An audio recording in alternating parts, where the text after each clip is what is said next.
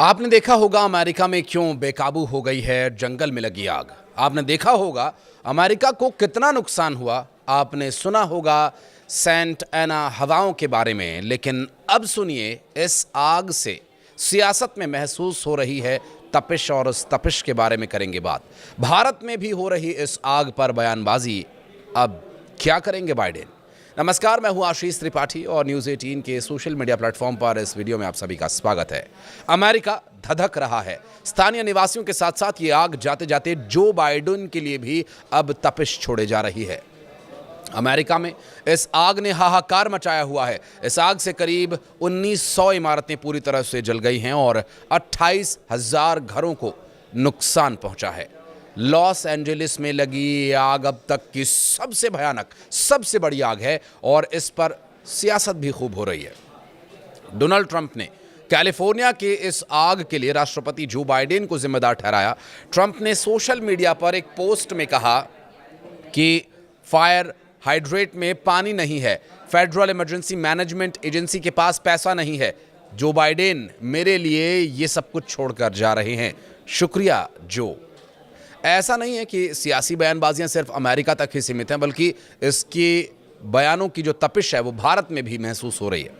जम्मू कश्मीर की पूर्व मुख्यमंत्री महबूबा मुफ्ती ने अमेरिका में लगी इस आग को लेकर एक बड़ा बयान दिया। मुफ्ती ने लॉस एंजलिस के जंगल में धधक रही इस भीषण आग को गाजा की जंग से जोड़ा है। उन्होंने कहा कि ये त्रासदी बताती है कि घर, जिंदगी खाक होना कितना दुखद होता है। गजा में तबाही पर बड़ी हस्तियां भी उदास थीं। इस त्रासदी से गजा में हुए विनाश पर चिंतन जरूरी है। पीडीपी चीफ ने यह भी बताया कि अब गजा का दर्द गहराई से समझ में आएगा। महबूबा ने कहा कि आग को बेहतर रोकथाम के साथ टाला जा सकता था। उन्होंने कहा कि गजा में तबाही इजरायली सरकार के एक्शन का नतीजा है और विनाश देखने वालों को अब गहराई से समझ में आएगा कि गजा का दर्द क्या है। वो दर्द जो घरों और जिंदगियों को खत्म होने पर महसूस होता है। लॉस एंजलिस और आसपास के इलाकों में जंगल में लगी हुई आग की वजह से हड़कंप मचा हुआ है। 10,000 से ज़्यादा घरों और बिजनेस आउटलेट्स और दूसरे इंफ्रास्ट्रक्चर्स को तबाह कर रही है ये आग। इतना ही नहीं, इस आग की लपटों से कम 10 लोगों की जान जाने की भी खबर सामने आई और लगभग 1,80,000 लोगों को अपने घर छोड़ने पर मजबूर होना पड़ा। गुरुवार शाम को एक बार फिर से आग भड़क उठी और इसके बाद ये आशंका बढ़ गई कि आने वाले दिनों में संकट और भी अधिक गंभीर हो सकता है। इस आपदा को लुटेरों ने अपने लिए अवसर बना लिया और जमकर लूटपाट भी हुई। लॉस एंजलिस काउंटी के शेरिफ रॉबर्ट लूना ने बताया कि मंगलवार को पहली जो आग लगने की सूचना मिली, आपदा क्षेत्रों में लूटपाट की रिपोर्ट के बीच लगभग 20 लोगों को गिरफ्तार किया गया। कम से कम 5 चर्च, 7 स्कूल्स, 2 लाइब्रेरीज, बुटीक, बार, रेस्टोरेंट्स, बैंक्स और किराने की दुकानों को पूरी तरह से तबाह बर्बाद कर दिया गया। यहाँ will Rogers western reach house और टेपांगा रेंज मोटली में भी तबाही हुई और सरकार ने अभी तक नुकसान की लागत या फिर कितने स्ट्रक्चर्स चले हैं इसकी कोई ऑफिशियल जानकारी साझा नहीं की है।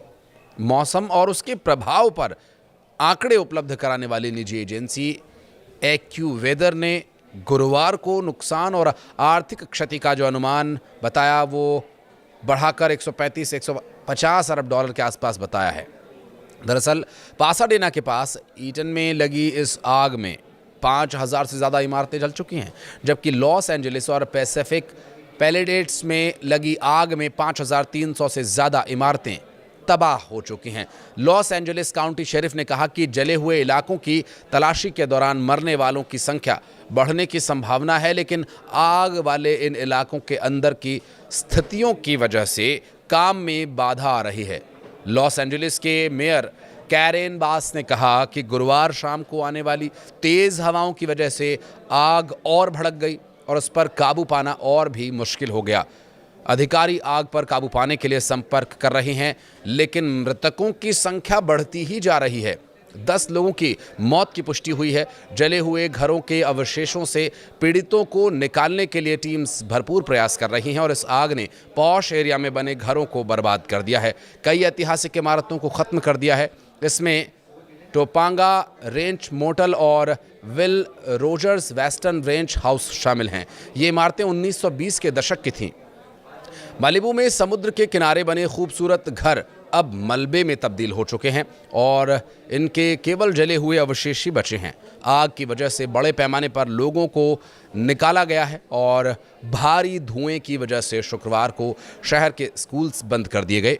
अमेरिका में दूसरे सबसे बड़े Los Angeles unified school district ने ये घोषणा की है कि स्थितियां जब तक सुधर नहीं जाती, क्लासेस फिर से शुरू नहीं होंगी। राज्य की आपातकालीन प्रतिक्रिया के अलावा इस संकट से निपटने के लिए गुरुवार शाम को कैलिफोर्निया के नेशनल गार्ड को तैनात किया गया। गवर्नर गेविन न्यूजॉम ने इस बात पर जोर दिया कि लोगों की सुरक्षा के लिए संभव प्रयास किया जा रहा है, लेकिन चेतावनी दी कि हालात गंभीर बने हुए हैं। राष्ट्रपति जो बाइडेन ने आग से लड़ने में मदद के लिए संघीय समर्थन का दावा किया। उन्होंने मौजूदा स्थिति को कैलिफोर्निया के इतिहास में सबसे व्यापक विनाशकारी आग बताया है। बहरहाल इस आग के जल्दी बुझने की हम उम्मीद करते हैं और सियासी तपिश कुछ कम हो, लोगों का नुकसान कम हो, ये हम उम्मीद करते हैं, क्योंकि कई सेलिब्रिटीज़ के यहाँ पर घर थे जिन्हें छोड़कर भागना पड़ा। बहरहाल ये आग कब तक बुझेगी, ये यक्ष प्रश्न बना हुआ है। इस बारे में अगर आप कुछ कहना चाहते हैं तो कमेंट सेक्शन में आपका वेलकम है।